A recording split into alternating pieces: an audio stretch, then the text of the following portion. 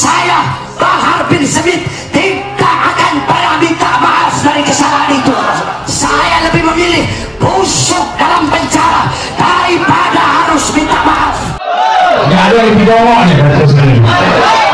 Dongoknya luar biasa. Bukan dongoknya luar biasa. Organisasi bajingan, tulis saja bajingan, ragu-ragu.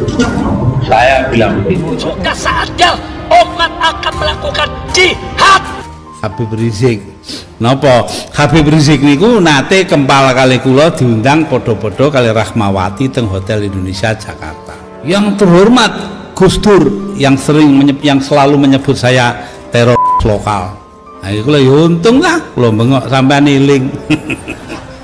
Ini giliran saya, ini giliran saya, ini giliran saya, ini giliran saya, ini giliran saya, ini giliran saya. Saudara diam. Jikalau dalam beberapa hari ke depan, dalam beberapa minggu ke depan, saya ditangkap, saya dipenjara karena membela rakyat yang susah, siap lanjutkan perjuangan, siap teruskan perjuangan. Allahu Akbar. Saya bicara di forum ya bos, kan nggak mau kayak gini. Berarti diintimidasi dong saya. Nggak boleh. Hak Pak Moderator, biarkan saya bicara. Saya hormat Pak Munarman. Saya tidak punya maksud untuk Pak Munarman. Ini situasinya begitu. Kita bicara baik, sama bicara konteks. Jangan di luar konteks. Facebook dilaporkan memiliki sebuah daftar hitam yang berisi nama orang dan organisasi di berbagai negara, termasuk Indonesia. Dalam daftar yang diduga bocor tersebut, ada nama organisasi asal Indonesia, seperti Front Pembela Islam atau FPI, Forum Umat Islam atau FUI, hingga tokoh Habib Rizik Syihab, tertulis Muhammad Rizik Syihab. Kau pakai parang, kita pakai parang. Kau pakai bedil, kita pakai bedil. Kau pakai granat, kita pakai granat. Kau pakai amunisi, kami juga punya amunisi. Dikutip dari CNET, daftar hitam Facebook tersebut diungkapkan pertama kali oleh media Amerika Serikat, The Intercept. Mereka menerbitkan daftar bocoran individu dan organisasi berbahaya yang tidak diizinkan Facebook dan platformnya. Kami terbiasa tangan kosong, kami bukan pengecut. Ada yang menyembunyikan Nurdin Emto, ada yang merakit dan sebagainya. Hayya 'alal jihad, hayya 'alal jihad. Siapkan senjatamu, siapkan senjatamu. Kalau besok ada panggilan jihad, siap tidak? Allahu Akbar. Kau rekrut masa kau gini mencaci maki pemerintah, mengatasnamakan jihad. Dari dokumen setebal 100 halaman itu berisi sekitar 4.000 nama orang dan organisasi di dunia yang dianggap berbahaya oleh Facebook. Daftar disusun dalam struktur nama, kategori, kawasan tempat orang atau organisasi itu beroperasi, tipe organisasi, afiliasi, dan pihak-pihak yang menetapkan orang atau organisasi tersebut dalam kategori berbahaya. Sidang Bahar bin Smith dalam kasus penganiayaan sopir taksi online kembali dilanjutkan. Bahar mengaku memukul korbannya sebanyak 3 kali. Saya tidak takut besok pagi saya ditangkap polisi, penjara lagi karena masalah. Bahar mengaku lupa di bagian mana ia melakukan pemukulan. Para kiai, para ustadz, para habaib, tolong hadirkan lagi akhlaknya Rasulullah Shallallahu Alaihi Wasallam, kasih sayangnya Rasulullah kepada sesama, dakwahnya Rasulullah yang mengajak. Facebook melabeli individu dan organisasi yang masuk dalam daftar dengan kategori kelompok teroris, kelompok kebencian, dan kelompok kriminal. Kami terbiasa tangan kosong, kami bukan pengecut. Sebelah kiri, kamu gunakan buat apa? Saya buat apa? Pertanyaan saya gampang, buat apa kamu? buat ini doang, pajangan doang. Buat pajangan? Iya. Buat pajangan? Iya. Kamu punya surat izinnya? Hah? Punya izinnya? Surat izin apa? Di bawah senjata api? Ada. Punya nggak kamu suratnya? Punya nggak? Yang kenceng, punya nggak? Punya. Nah udah. Terlepas dari kategori tersebut, Tidak ada seorang pun di daftar diizinkan untuk mempertahankan kehadirannya di platform Facebook. Daftar hitam Facebook ini digunakan untuk menyensor konten dan akun yang terafiliasi dengan orang atau organisasi masuk di dalamnya. Facebook sendiri tidak pernah transparan soal daftar itu dan bagaimana daftar hitam tersebut bisa disusun.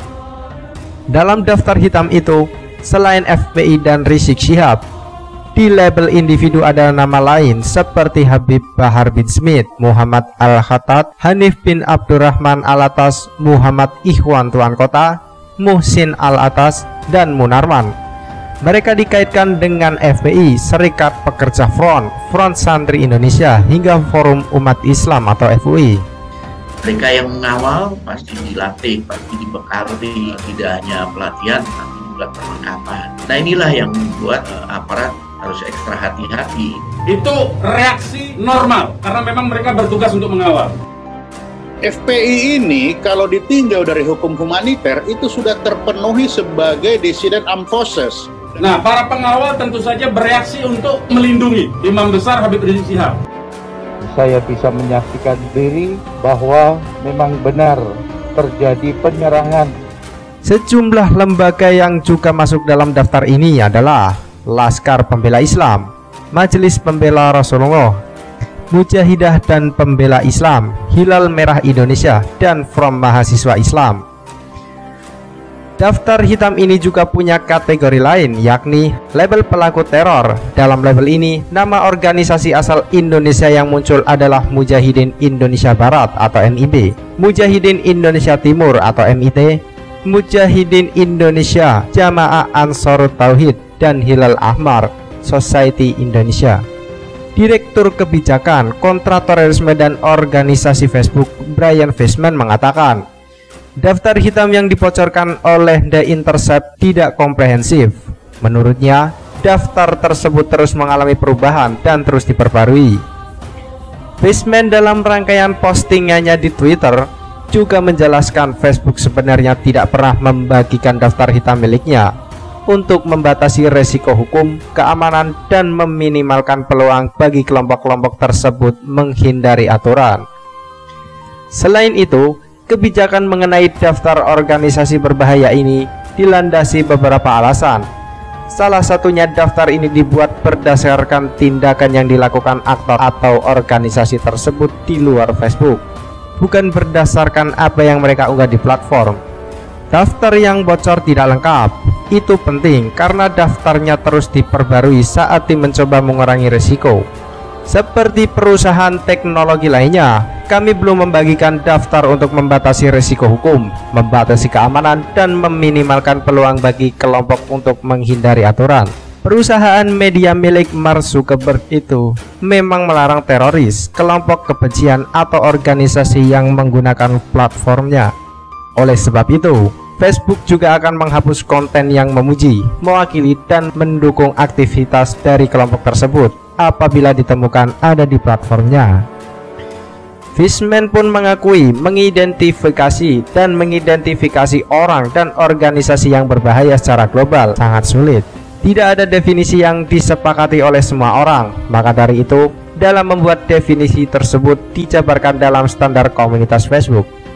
Saya tidak memaafkan kebocoran ini. Secara agregat itu membuat segalanya lebih sulit. Akan ada kritik, tapi kami akan menggunakannya sebagai kesempatan untuk menjadi lebih baik, tulis Fishman. Organisasi bajingan, tulis saja bajingan, ragu-ragu. Saya bilang begitu. Juga saatnya umat akan melakukan jihad untuk kembali memerdekakan Indonesia, saudara. Jadi jangan dikira kita takut dengan senjata. Kita nggak takut. Di sini justru saya lihat ya, yang hadir di sini ini sudah rindu pada syahid semua. Ini sudah rindu pada syahid semua. Kodok-kodok ini keliling ya ke markas-markas pasukan yang memiliki senjata untuk menakut-nakuti umat Islam. Pasca penangkapan Saudara M pada tanggal 27 April 2021 lalu, penyidik Densus 88 masih terus melakukan pendalaman dan pengembangan.